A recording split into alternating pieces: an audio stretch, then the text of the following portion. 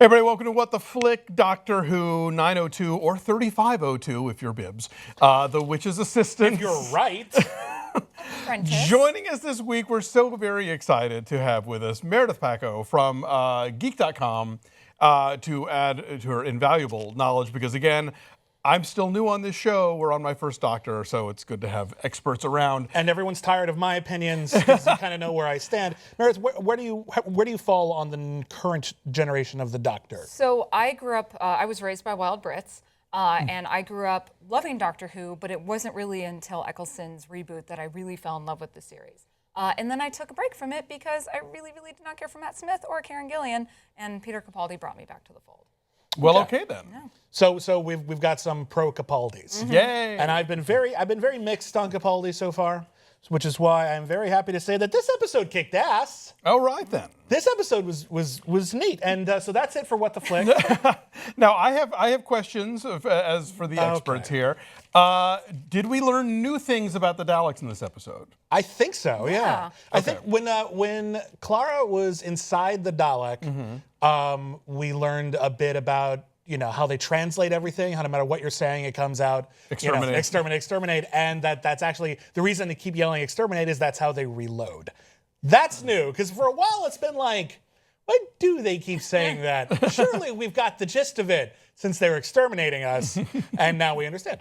Cool. I was really hoping that that whole reasoning was going to be part of conditioning and programming. I really wanted it to be more. But once again, Moffat just kind of stops on the surface level and doesn't give us fully what we want. Because I feel like what we could have had with that is that maybe all Daleks aren't born bad, but once they're in the shell, that they're conditioned to be these evil killing machines, and that's where I was hoping they were going with it. But Well, sadly, isn't that kind of it though? Like no matter what they are like in there, it comes out murder. Yeah. Isn't that kind of what they're doing? Well, it is, but I was hoping it was going to show a deeper connection of how the creatures inside actually become just truly evil. True, although I thought the idea of it translating emotions into that was kind of cool. Now, have the Daleks always had this sort of organic function to them, the whole notion that they can rot and... Well, I think the sewers are new. Yeah. Okay. The sewers are brand spanking new, and that was a nice little setup and payoff. Do we think that he started with your sewers are revolting and then worked backwards for this whole episode? I Or think did he that's just how happen a lot upon of it this as he was works. writing it? Well, for example, my favorite moment in this was actually like when Davros is giving like this big speech about you should feel honored. It is a unique and special. This is the only other chair on Skaro. Because I know what they probably did was they probably wrote down in a script, the Doctor sits down. Wait a minute, where are the fucking chairs on Skaro? Everyone's already in a tank. All right, we'll hang a lampshade on that and make it seem really fucking important. There was a lot of I have tricked you. No, I have tricked you. In this episode. Well, that's classic Doctor Who to Yeah. me. Is that the deal? Okay, well. It really is, though. I hate being the anti-Moffat person, but it's the popular opinion for once. I just am so angry because we had this great scene where Davros, where we could have almost felt for him. We could have seen this arc of redemption, and you don't believe it. You never buy into it for 1 second because you know he's going to pull the wool over the Doctor's eyes and do something to turn on him. And it's like I wanted to buy into that moment so badly, and I'm like, I know the payoff is just going to be him screwing him up somehow. I don't know. Like for me, I was looking at that moment kind of both ways. Yeah. On one hand, yeah, obviously there's going to have to be a twist to Rooney because that's just kind of how Doctor Who works. Even in the pre-Moffat era, the Russell T Davies era, there was always just twist after twist after twist until you don't even know what's going on anymore other than, well, something got twisted. I don't know. But I was looking at it almost like at the end of The Killing Joke, where the idea is there is genuineness and there is like a real emotional connection between two enemies. But at the end of the day, yeah, we are going to kill each other. Yeah. That's the only way it can be. I kept thinking maybe when they finally cut back to, to young tween Davros stuck in the minefield, the Doctor would save him and then go, I'm a Time Lord, like me, we're buddies. Well, that was the other thing, is I was thinking about this, and I think I forgot to mention it on our last week's review, but there was this whole thing about, this guy is he's old and he's set in his ways and he's evil, and then Doctor knew him as a child. It's just like the Christmas Carol episode. go like have fun at like Rat Pack parties in the 50s and ride the flying sharks, and then Davros will turn out okay. Make him nicer. Maybe he'll be a nice accountant or something. Well, I was thinking about, because there's this concept in Doctor Who that there are fixed moments in time. There are fixed moments in time that are so important that they cannot be changed, and that's why there's a lot of horrible things in the universe, like World War II, for example. And I was thinking to myself, oh, maybe the reason why you can't do that is because there's like a fixed moment in time with the Daleks, and then I looked it up and I couldn't find one on record. So like, I don't know, like just change it. You don't need them. Like make Davros neat. That was my thought, but hey, no one listens to me. I'm a newbie. But what they did was really, I mean, it was sweet. I mean, the going back in time and conditioning that mercy in him, I thought that was the strength of the episode right there, and I think that really kind of showed us finally what this Capaldi Doctor is all about. I think he finally found who he is in this moment. At least that's what I took away. I do like him better in this one because I feel like he is torn between being. There's a joke about, well, we know you're not a good doctor. Yeah. Like as a doctor goes, like you're not a good doctor. Like yeah, kind of, because I feel like too much of the first season was spent on him trying to figure out what kind of doctor he was and not just being that doctor. And as a result, that season felt way too focused on Clara for me. And it's another reason why I guess I love Missy and Clara way more than I love the Doctor and Clara. Yes. Well, you got plenty of that this episode. They were so funny together. Yes, with they are. The pointed sticks, you know, come at me with raspberries. I like the idea that even though this is a grumpy doctor, that he is also a very kind doctor. You know, the notion that yes, I know that compassion will kill me, and I don't expect it to be anything else. You know. Well, that's the thing. The Doctor Who has always been so much about hope for me. On a personal level, like Doctor Who gave me a message of hope at a moment in my life where it was particularly low, and I needed one.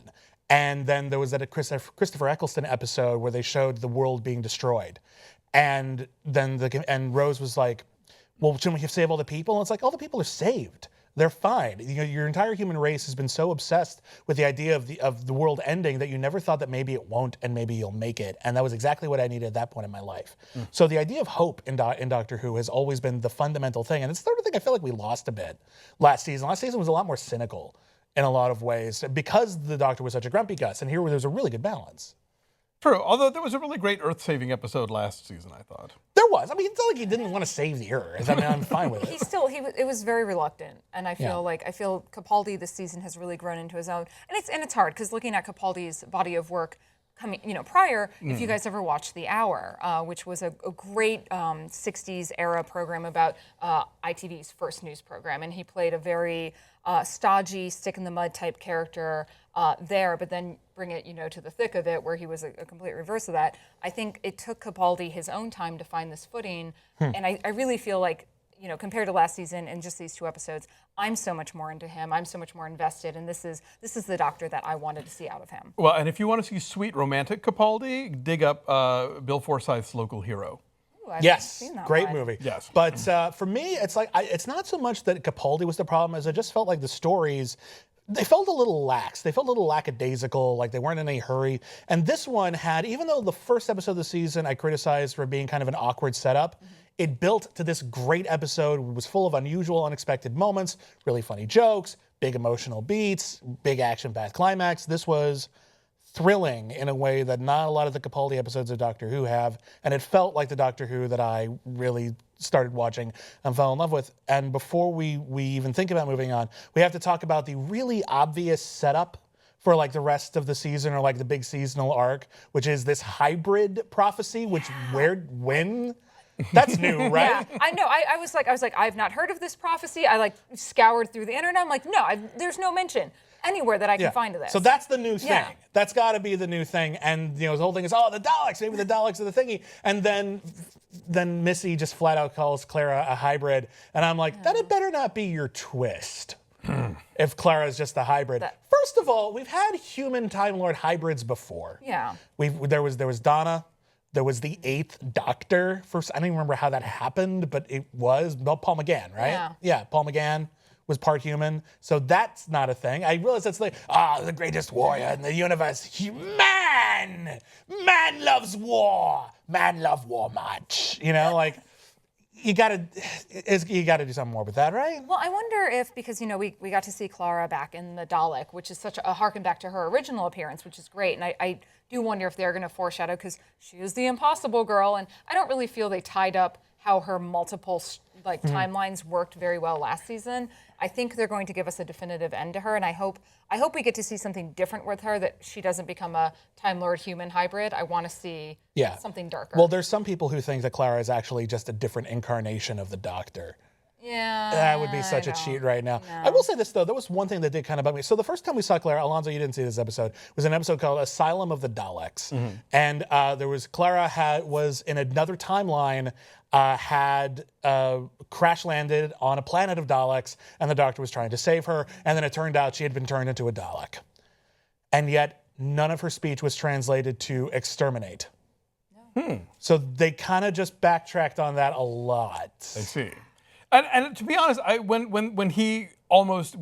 Missy's trying to get him to shoot her, I kept waiting for a more clever resolution to that conundrum of like, everything I say comes out, exterminate. Like, I thought, given that Clara is cunning and inventive, I thought that she would have hit on something that but then the opposite will come out as this, and I don't know, it didn't feel as as smartly written as it could have been. They did something with it, though. Instead of being like a clever harken back to something, they set up something new and hopeful, which is neat.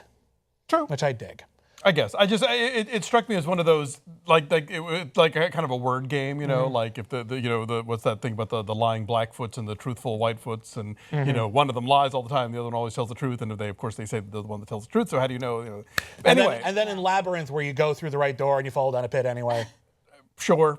Yeah. Like in Labyrinth. Like in Labyrinth. That was that movie. Yeah. We all want a Missy spinoff, right? Oh God, yes. Yes. Yes. Missy's have a great spinoff. But I think Missy is one of those, best in small doses kind of people. I think the TV is a lot of times great second bananas are great second bananas, and then you elevate them to the top, and it's like, I need less of you. For Torchwood. Yeah. Sure. No, I'm not saying it's impossible. I just something tells me that, and I think given her, because she is a malevolent character, and there's often the temptation when you make a character a star of their own thing that they have to be the good guy. Yeah. I would allow her. I would prefer her to be the stone in somebody else, the sand in somebody else's oyster. One miniseries where she gets her own companion at the end, kills the companion for why the hell not.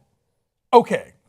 I would be okay with that. Okay, yes. we're good? Yeah. British TV, one exactly 4-episode series. Sure. Good. Yes. Yeah, there we go. Nice.